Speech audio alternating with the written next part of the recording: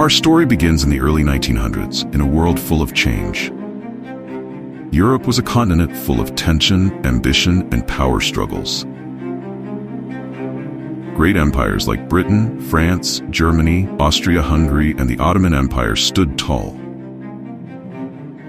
But underneath it all, there was a hidden storm brewing. A storm that would erupt into one of the deadliest conflicts in human history, World War I.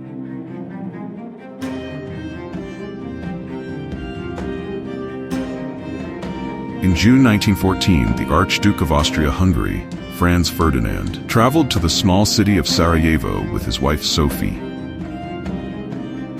They were there on official business, but their visit would end in tragedy. A young Serbian nationalist named Gavrilo Princip had a plan to kill the Archduke.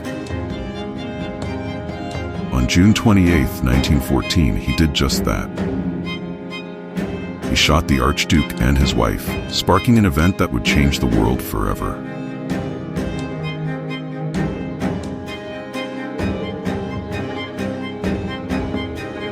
Dramatically, what could have been a local conflict quickly turned into a world war. You see, Europe was like a network of dominoes, each country tied to another by alliances. Austria-Hungary blamed Serbia for the assassination and declared war on July 28, 1914. Russia, feeling the need to protect Serbia, began mobilizing its troops. Germany, allied with Austria-Hungary, saw Russia's actions as a threat and declared war on Russia on August 1st. France, allied with Russia, prepared for war as well. And when Germany invaded neutral Belgium to attack France, Britain had no choice but to join the fight. By the first week of August 1914, Europe was at war. At first, both sides thought this would be a short war, over by Christmas. But they were wrong. After the initial German advance through Belgium and into France, the war became a stalemate. Both sides dug in, literally, and built trenches along the Western Front.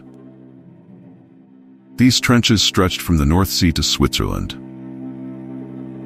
Meanwhile, on the Eastern Front, things were just as chaotic. Russia fought against Germany and Austria-Hungary, but unlike the West, this front was more mobile. The Russian army initially made some advances, but they struggled due to poor leadership, equipment shortages, and the sheer size of their territory. In the south, the Ottoman Empire entered the war in late 1914 on the side of Germany and Austria-Hungary. This brought new battlegrounds into play in the Middle East, the Caucasus, and North Africa. One of the most famous campaigns in the Ottoman theater was the Gallipoli campaign, where Allied forces, including many from Australia and New Zealand, tried to seize control of the Dardanelles Strait. The operation was a disaster for the Allies, resulting in heavy losses and a failure to take the strategic position.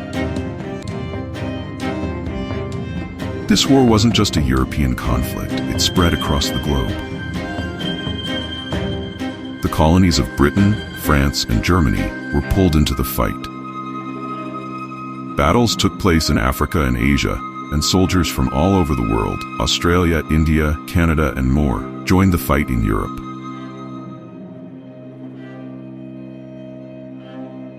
World War I saw the introduction of terrifying new technologies. Tanks rolled onto battlefields for the first time, planes were used for reconnaissance and aerial combat, and chemical weapons like mustard gas caused unimaginable suffering. For the first few years, the United States stayed neutral, but that changed in 1917. Germany's policy of unrestricted submarine warfare, where they attacked any ship headed to Allied ports, pushed the U.S. to its breaking point.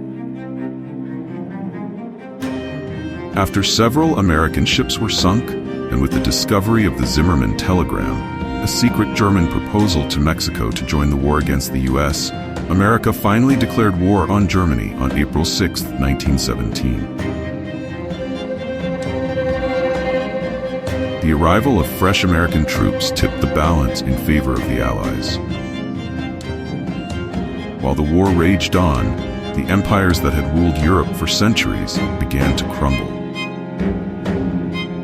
In Russia, the war had caused such hardship that the people revolted, leading to the Russian Revolution in 1917. The Tsar was overthrown, and eventually Russia signed a peace treaty with Germany, pulling out of the war. On the Western Front, Germany launched a final offensive in the spring of 1918, hoping to win the war before the American forces fully arrived. But by the summer, their offensive had failed. The Allies, bolstered by American troops, pushed back. Germany, exhausted and facing revolution at home, asked for an armistice. On November 11, 1918, the fighting finally stopped. The war ended, but the world had changed forever. The Treaty of Versailles, signed in 1919, placed heavy blame and reparations on Germany. The Austro-Hungarian, German, Ottoman, and Russian empires all collapsed, and new countries emerged from their ashes. But the treaty planted the seeds of resentment that would eventually lead to World War II. The harsh penalties placed on Germany, along with the political and economic turmoil that followed, created the perfect conditions for the rise of Adolf Hitler and the Nazi Party. World War I was a war unlike any other before it. It reshaped nations, introduced new forms of warfare, and changed the way the world thought about conflict. The war left around 16 million dead and 21 million wounded, with countless lives forever altered. Dramatically, it was called the War to End All Wars, but unfortunately, that was not to be. The lessons learned from World War I remain relevant even today, reminding us of the horrors of unchecked nationalism, militarism, and alliances gone wrong.